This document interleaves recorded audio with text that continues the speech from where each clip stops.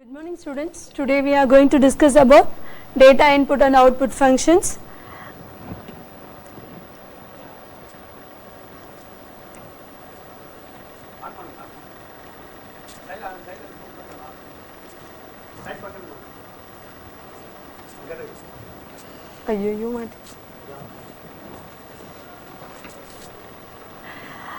First topic we are going to discuss about decision making statements. In C programming, C programming usually executes with a set of statements that are normally executed line by line, that is sequentially in a particular order in which they appears. But in some situations we need to change the execution by its conditions. There are a number of situations where the order of execution statements could be changed. These are called as decision making statements. Decision making statements can be taken in three forms. One is conditional and other is unconditional, and the last is looping. In conditional branching we are having different types of statements like if, else statement, nested if statement, else if later, switch statement and conditional statements. In unconditional statements we have go to statements and continue statements. In looping we will have for, do while and while statements. First we will discuss about if statement. That is conditional statement. An if statement is a powerful decision making statement and is used to control the flow of execution of statements. That is, the general form I had given here. If the condition, whatever the condition you are going to specify in your programming, you have to describe your condition in that place, and if the condition is true, the block of statement will execute. The true block will execute, else it will exit from the particular set of statements. I have given the flow diagram there. You look after there. It will check the condition, and if the condition is true, it will go for the block of statements, else if the condition is false, it will come out. The block of statement may be a single or group of statements. If the test condition is true, then only that particular statements will execute, else it will exit from the statement. Here I have given you a simple if example. For example, if I am going to give a number, we are going to check whether the number is a positive number or a negative number. If you are going to give you a negative number, then it will display that it is a negative number. If you are going to give a positive number, then it will not display anything. See, you are going to get the input from the user through the scanf statement. That is, A is going to be the input value. If A is less than 0, you all know that if any number is less than 0, then it may be considered as a negative number. So if A is less than 0, then it should be a negative number. So the output will be like this. If I am going to give A is equal to 10, the user is going to give the value of A is 10, it will not print anything. If the user is going to give any negative number, then it will display negative number. I have given two set of inputs and outputs here. Next we will look after if else. In the above statement we are only one condition, that is, if the condition is true, it will execute some set of statements or a single statement. If the condition is false, it will not at all execute anything. But here the statement is different. If you are going to give a condition, and if the condition is going to have two statements, that is, if the condition is true, it will execute some set of statements, and if the condition is false, it will execute some other set of statements. I have given the general form for if else here. If the condition is true, it will execute true block, or if the condition is false, it will execute false block, and the statement X will execute for both true and false condition. See the flow graph flow chart I have given. It will check for the condition. If the condition is true, it will go for true block. If the condition is false, it will go for the false block. And again I had given you an example here. In this example I had taken a character from an user through the ch variable, and then I am going to check whether the given character is A or not. If you are going to, I mean if the user is going to give A, then it will display the character is A. If they are going to give some other character, then it will display the character is not A. Check here for the output. For the sample 1 I had given the input as A, so it will go and check for the condition CH is equal to A, and if the condition is true, CH is A now, the condition is so A, so the condition is true, so it will print the character is A. If I am going to give some other character, for example take the sample 2, if I am going to give you the input as yes, then it will go for the condition checking, SH is yes now, so yes is not equal to A, then it will go to the else statement, so it will print character is not A outside if else. Here I want to tell you one thing. If you are going to give a single statement for true and false statement, it will execute only one statement if it is true, and if it is false, it will execute only one statement. As rather than executing like this, if you are going to give a curly braces between the true and false block, it will execute more number of statements for true block as well as for false block. So the outside is outside if else was printed there because of that. And next what we are going to see is nested if else. When we are having more number of decisions to be involved, then we can go for nested if else. See the flowchart I have given you here. The entry is condition 1. If the condition is true, it will execute the condition 2. If the condition 1 is itself false, it will execute the statement 3. If the condition 1 is true, and it will check for condition true. If the condition 2, if the condition 2 is true, it will execute statement 1. If the condition 2 is false, then it will execute the statement 2. So after executing all these conditions, then it will come for the statement X. So in the next statements what we are interested to print. So this is called as nested if else statement. I have given an example here. For example, if you are going to check whether the given value is I have given 3 values here. If you are going to check the biggest number here, then we have to check like this. Here you have to give that as a integer a comma b comma c. For example, if you are going to get 3 inputs from the user will give 3 inputs. For A, he will give an input, B, he will give assign any value, and C, he will assign any value. If A is greater than B, here we are going to check which is going to be the biggest value, I mean A or B or C. Here I have given 3 examples here. For example, the sample 1, I have given a set of inputs. For example, A is equal to 7, B is equal to 6, and C is equal to 2. Using this example, we will execute the program. For example, in the first sample, we have given A is equal to 7 and B is equal to 6. Here, if you are going to check the condition, 7 is greater than 6, the condition is true. So it will come to the if statement, I mean its true block. If A is going to be greater than C or not, it will check. So A is 7 here and C is 2 here. So the condition is again true, so it will print the greatest value is A.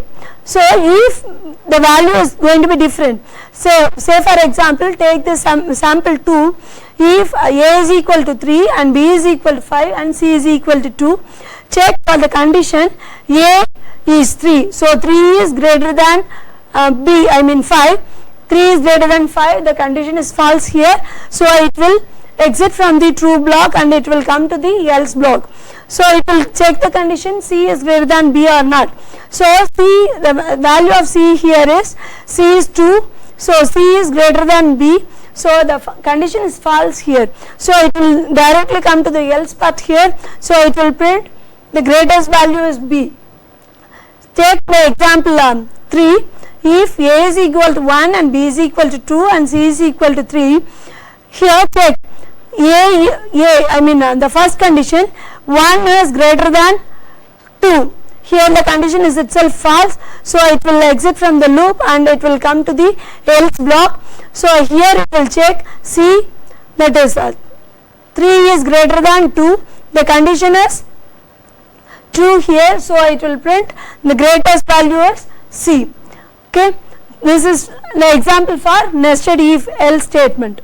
Next we are going to see about else if ladder, another way of putting if together with multiple paths. If you are going to have multiple conditions to be checked, then you can go for else if ladder.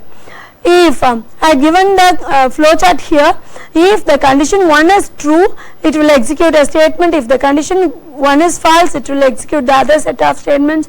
Likewise, it will execute the set of statement. If the condition 1 is false, it will go for condition 2. If the condition 2 is also false, it will go for condition n. Like this it will go for else if statement. I have given another example here, that is checking whether which is going to be the greatest value in A, B, C. The last example we had seen with the same logic, here also we had applied the same logic but with else if ladder. Check for example, if I am going to check A is greater than B and B is, check the sample input output. For the sample 1, A is greater than B, 7 is greater than C, so the condition is true here, and B, that is 6 is greater than 2. So both the statements, when both the statements are true, it will print the statement A is greater. If any one of the condition becomes false, then it will come to the else if ladder. For example, take the second input, if A is greater than B. For example, if B is greater than A, B is 5 here and A is 3 here. So the first condition satisfies, and B is 5 and C is 2. So the second condition is also satisfied. So it will go for B is greater. If both the statements are false, then it will automatically come to the else part, then it will print C is greater. So this is about else if ladder. And next we are going to see about switch statement. Switch statement may be used as an alternate for if statements. If you are going to have more number of conditions to be checked, if you are going to use if, the complexity of the programs increase dramatically. So the other alternative method we are using here is a switch statement. So if when we have multiple decision statements, we can continue with switch case statement. I have given you this syntax of switch case statement here. This is the conditions we are going to use when we are going to have switch statement.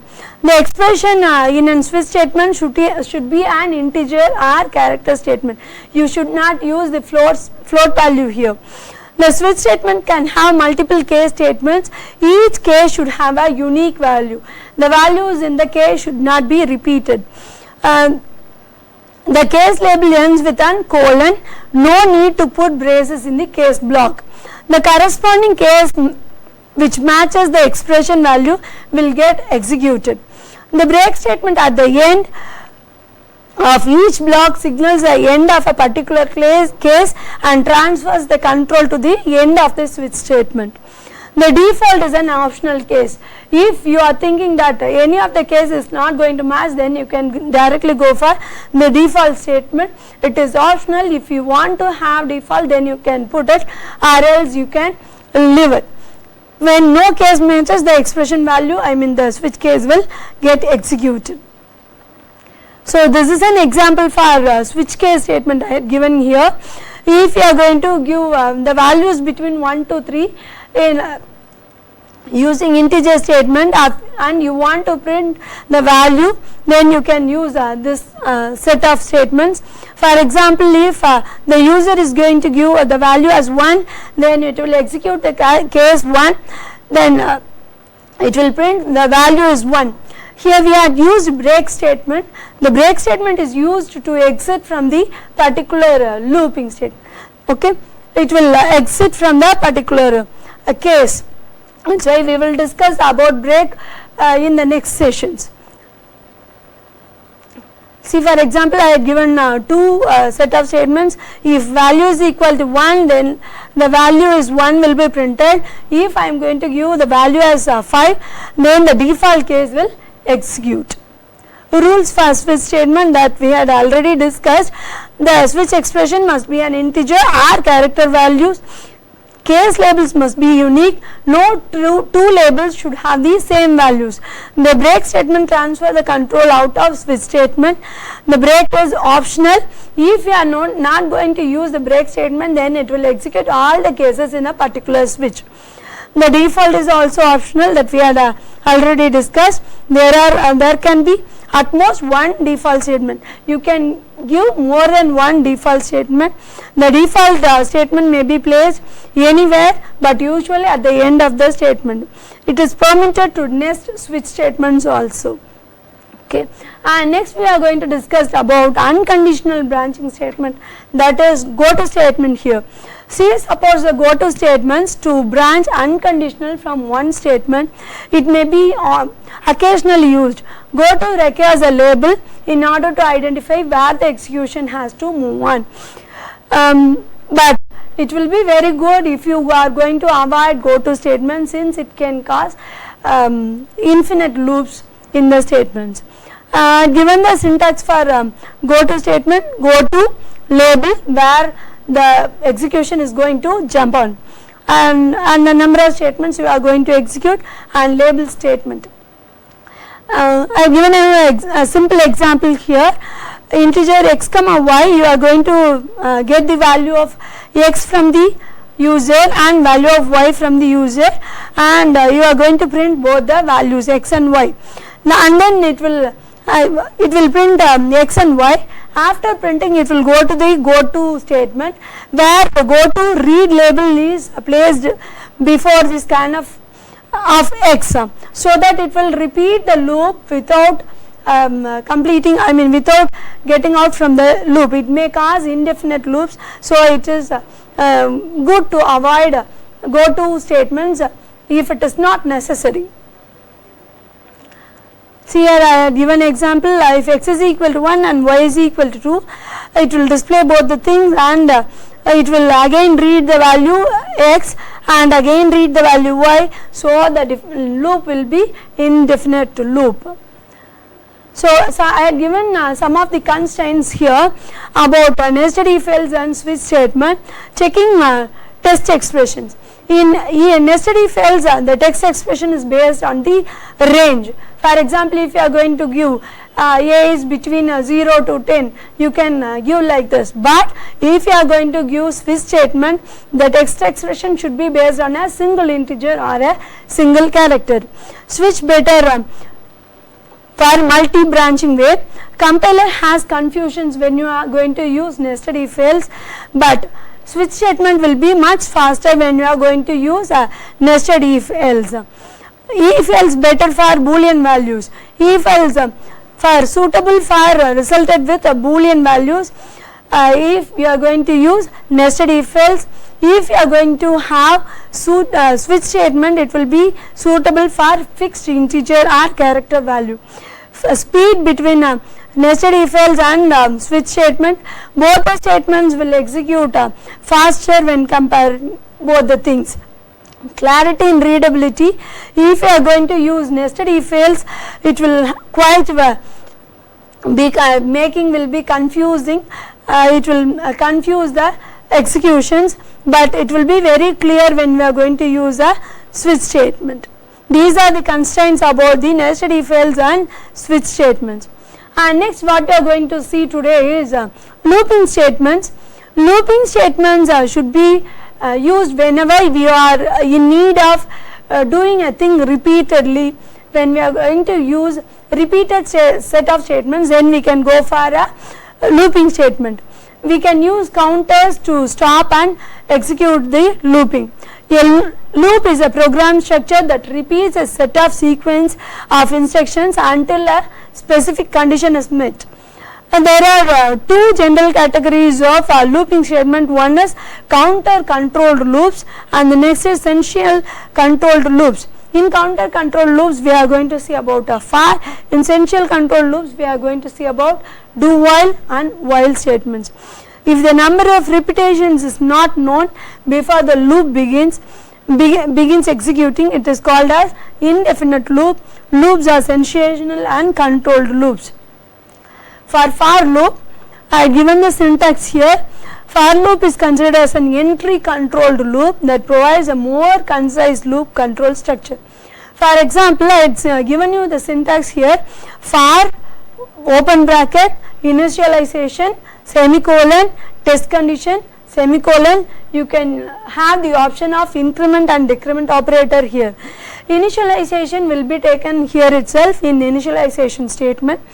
Test condition, what the condition you are going to check, that is called as counter statement, and you can give increment or decrement operators in increment or decrement place. That is optional, you can use whatever you want. See, for example, I am just going to explain you how the looping statement is going to be executed with a flow chart. First, the initialization will start. When you are going to continue with a for, the initialization statement will initialize the variable what you are going to use in your program, and it will check for the condition. If the condition is true, it will come to the statements and it will execute the statements, and after executing the statement it will again move to the increment or decrement path you are used inside your loop. If the condition is false, then it will not execute any set of statements in the true block, it will directly go for n for. I have given an example here for executing. If, for example, if integer I am going to use in this program, I am initializing I with 1 and I should be less than 3. For example, you can compare both the flowcharts and the program. If I is equal to 1, the initialization part is over. So next we will go on to the conditional statement. 1 is less than or equal to 3, so the condition is true here, so it will execute the statement. What the statement here we had given is, you are going to print 1, I mean I, so the value of I is 1 here, so it will print 1. After printing this statement, it will again move to the increment or decrement part. Here we have given increment I plus plus, so I will be added with 1. Already the value of I is 1, so I plus 1 is equal to 2 now. So again it will check the condition. So the 2 is less than 3, the condition is again true, so it will print the 2 value here. Likewise, it will move on to the values. Now you check the conditions. The step 1, it is used to initialize, and step 2, it will check the condition. If the condition is true, it will execute the statements, or if the condition is false, then it will end the for. And the third is the increment or decrement part. We can use both the increment and decrement values. It is optional depending upon the programs or the condition what you are going to use. Okay, this is going to be the output for the program I had given. So it will print up to 3. After it is printing 3, the statement will be taken to the increment or decrement part. Already the value of I is 3, so I plus plus will make the I value as 4. Now the condition will be checked, 4 is less than or equal to 3. Now the condition is false, so it will come for the n for, and the program finishes. So that's all about for looping, and this is nested for. Nested for shows you how you are going to use a for statement, I mean a looping statement inside a looping statement. I have given you the syntax here. Say for example, we have given 2 loops here. For initialization test condition, outer loop I have given here and inner loop also given. If you are interested to check more than one column or one row, then you can use for nesting for loop. See the example I have given you here.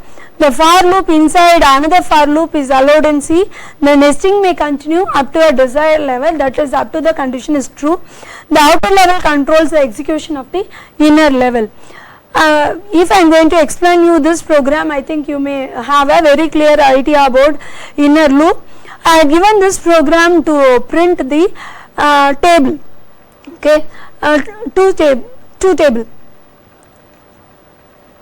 Say I had shown you the output also. For example, one table I had printed here, integer I comma j. I had used two variables named as integer I and integer j.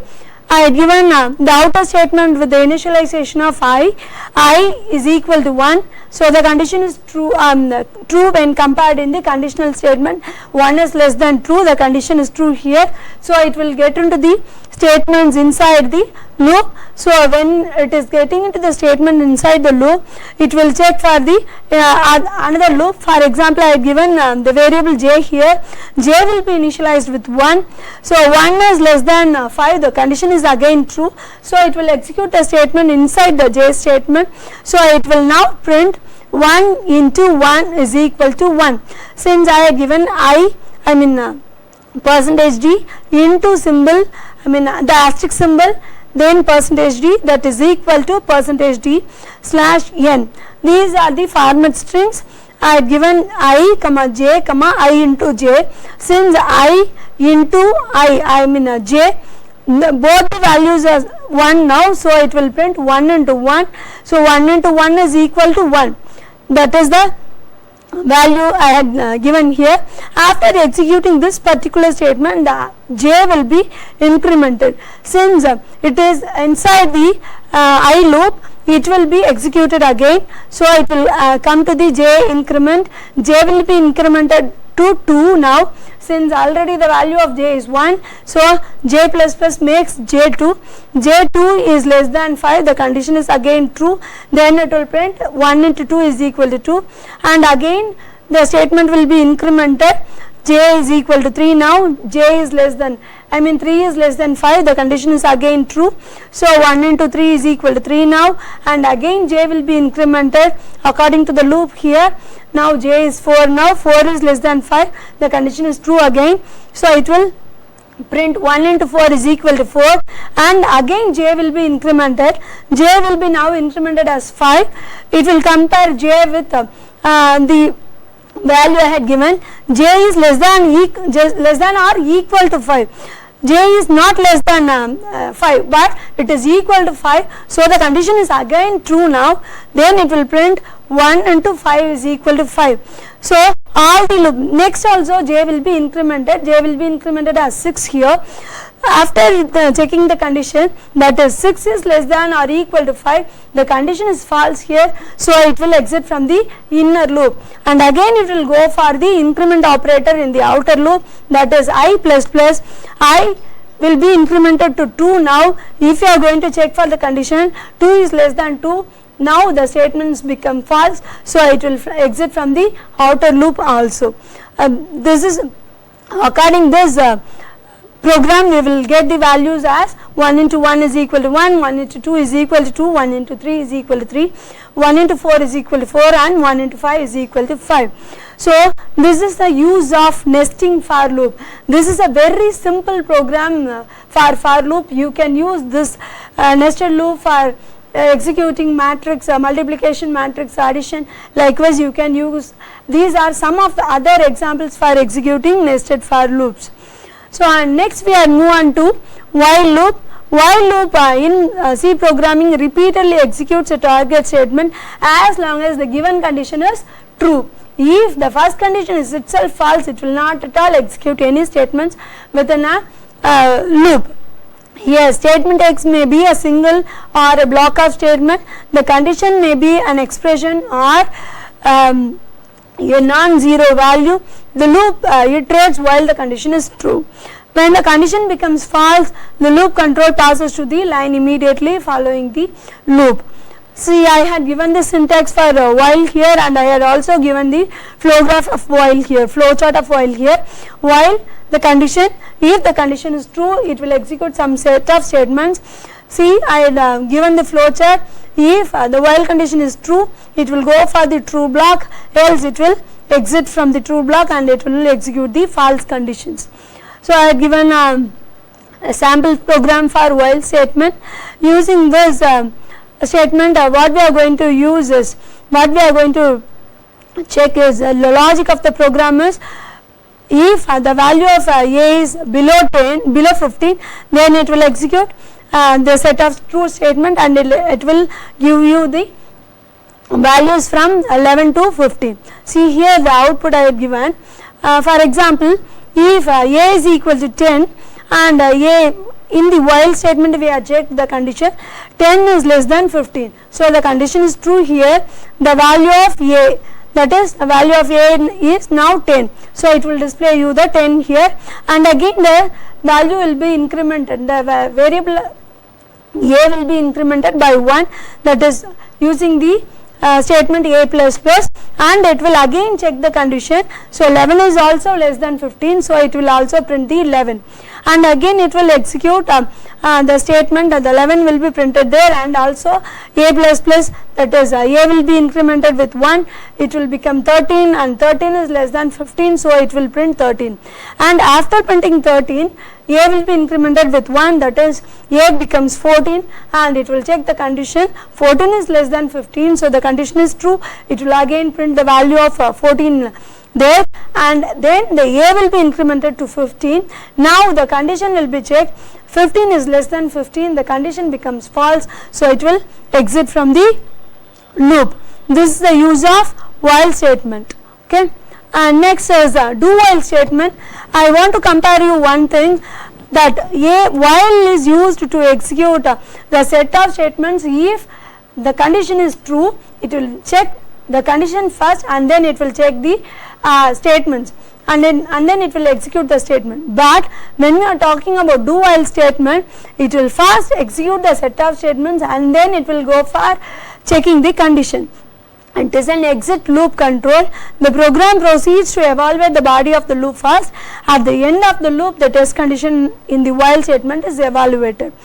When we are going to use do while, the statements will be executed at least once. That is, even though the statement, the statement what you are given and then the condition is false, the statements will be executed at least once. See, I have given you the example, the same logic what we are used in the above last program I had given here. A is equal to again 10, it will going to be executed. A is equal to a plus 1, so the value will be printed like this, 10, 11, 12, 13, 14, like that. So the condition will be checked at the last, while we are going to give the condition, that is while statement in the last looping structure, we have to use semicolon. The semicolon says that the loop is going to be terminated in that place, so that we are using a semicolon after while. This is the comparison of while, do while statements. Basics for comparison: controlling conditions. In while loop, the controlling condition appears at the start loop itself, that I have given, told you earlier itself. Do while loop, the controlling statement is at the end of statements. Iterations do not occur if the condition is false. The iterations occurs at least once if the condition is also false. These things we had already discussed. Next is continue and breaking statement. Here we are having looping structure. In looping structure, we may have, if we are in need of breaking any loop in between the looping statement, then we can use the break statements. The break statements in C programming has the following two usage. When a break statement is encountered inside the loop is immediately terminated and the program control resumes at the end of the looping statements. It can be used to terminate a case in the switch statements that we had already discussed. If you are using nested loops, the break statement will stop the execution of the innermost loop and start executing the next line of the code after the block. I have given you an example here, and I have given you a flowchart there. Check for example, if a is equal to 10, while we are executing while loop here, a is less than 20, the condition is true here, so it will print a's values first. For example, check out, a's value is 10 now, and a will be incremented with plus plus. So A will be incremented as 11 and it will execute the other condition here if A is greater than 15. Then the condition is false here, so it will not get into this loop now. Then again it will go for the while condition above. A is 11 now, 11 is less than 20, so it will again print 11 and then again A will be incremented to 12, 12 is greater than 15, the condition false, so it will not get into this particular if structure. Then again it will go for the while loop there, so 11 is less than 20, so it will again print the 11 and then it will increment A as 12, 12 is greater than 15, the condition false, again it will go to the looping statement, while statement, 12 is less than 20, then it will come here and it will print 12 and again A will be incremented as 13 here. 13 is not greater than 15, so it will not get into the if structure here and it will again go for the while loop. While 13 is less than 20, the condition is true here, so it will print A and then again A will be incremented with plus plus, A will be incremented as 14, 14 is less than 20, so the condition is true in while, so it will print you the 14 value here and then A will be incremented as 15. So 15 now A is 15 now, A is greater than 15, the condition is again false, so it will execute for the while statement A is less than 20 and it will again print you A as 15 and then it will come for A plus plus. Now the A will be incremented as 16. Since it is going to be 16, it is true for if block, so it will come here inside the true block and it will break the statements. So when we are going to use breaking statements, we will be exit from the loops what we are inside, where we are inside the particular looping statement, all the loops will be exited and it will come out of the looping statements. So that's all about break. And next is continue. Continue statement in C programming works somewhat like break. Instead of forcing for termination, we are forcing using continue statement to take again these statements. Skipping the code like that. For the for loop, continue statement causes the conditional test and increments the portions of the loop to execute. For the while and do while loops, continue statement causes the program control to pass to the conditional test. Syntax is continue, you have to give semicolon when we are going to use a continue statement. This is an example here. I had initialized A with 10.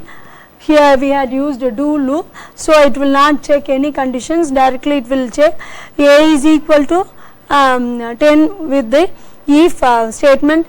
Now the value of A is 10, 10 is not equal to 12, so it will skip the set of statements and then it will come to the statement printf and it will print A is 10 and then it will be incremented as 11 and it will go for the condition A is equal to 12. No, it is the condition is false again, so it will come to the printf statement and it will continue to do print A's value and then A will be incremented to 12. Here the condition is 12 now, so after the condition becomes 12, the condition becomes true, so it will get into the true block here. So after getting into the true block, A will be incremented by plus 1, it will continue. If you are going to give continue, you can't print the value of 12 there, since it is skipping the iterations. After continue statement, it will automatically come to the printf statement and then it will print A value as 13 and then again the loop starts. If the condition if the A increments to 16, the condition becomes false and then it will state the condition is false. So we can use the continue statement likewise. I had compared the break and continue statement here. Break can appear in both switch and loop statements. A continue can appear only in the loop statement. Break causes the switch or loop statements to terminate. It is executed. Loop or switch ends abruptly when the break is encountered. When we are going to give break, the loop will exits immediately. A continue does not terminate the loop, it causes the loop to go to the iteration. Through a particular iterations we can skip the values here. All the iterations of the loop are executed even if the continue is encountered. The continue statement is used to skip the statements in the loop that appear after the continue. So for example, when we are going to use break statement, it terminates the block and gets the control out of the switch or looping statement.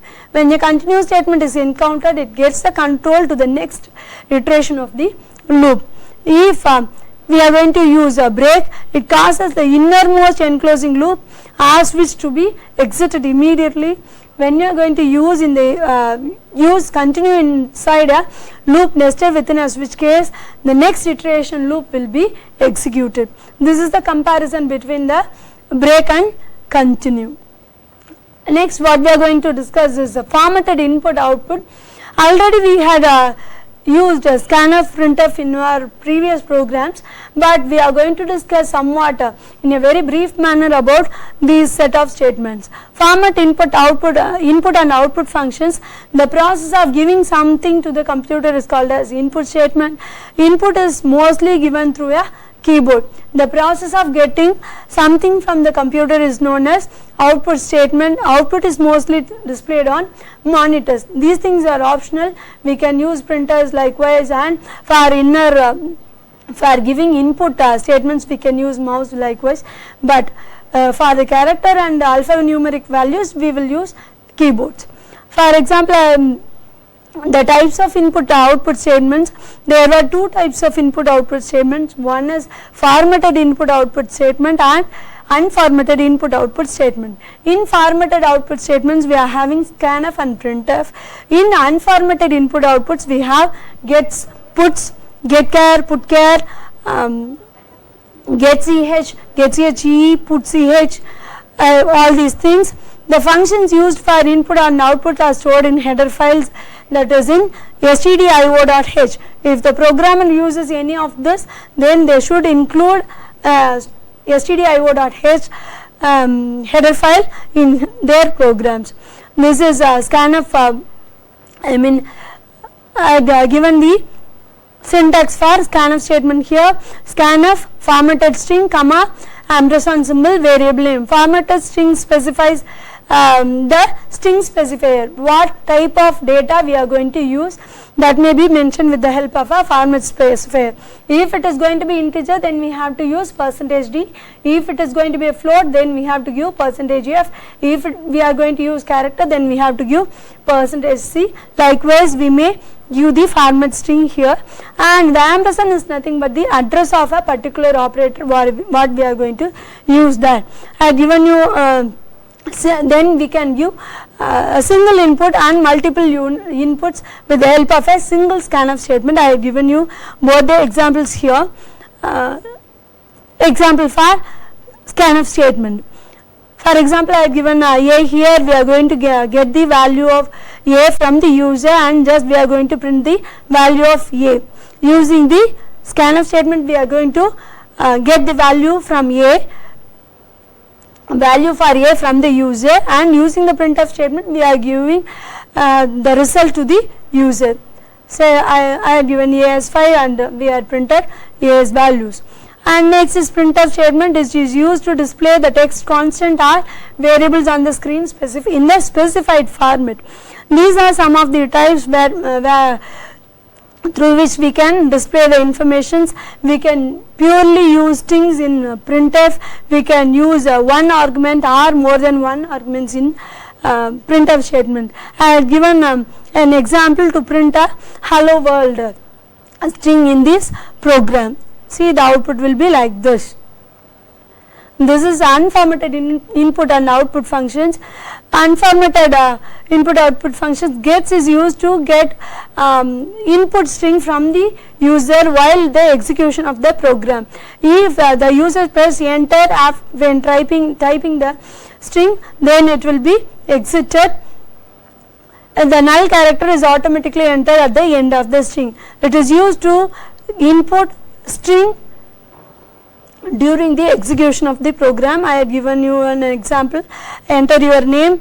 Gets is used to get the value from the user in runtime. Character name of 15, up to 15 characters you may give the values. Gets is used to get the name, and puts is used to put the value what you are received from the user.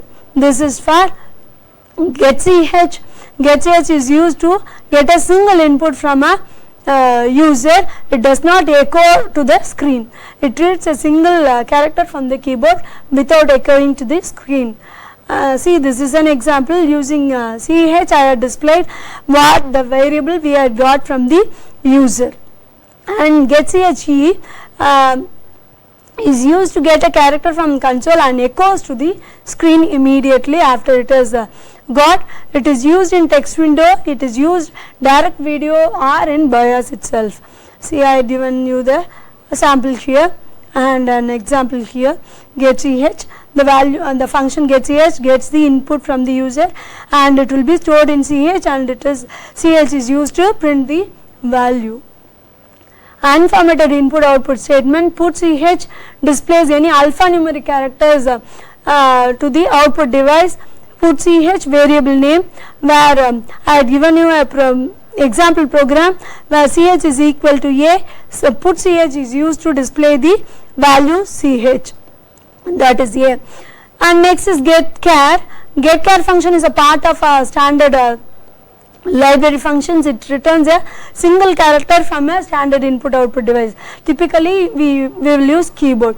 The function does not require any arguments through a pair of empty parentheses. See, I have given you an example program here for both getChar and putChar functions. Using getChar, I got the value from the user at runtime, and I display the character here using the putChar function. So that's all about the data input and output functions. Thank you.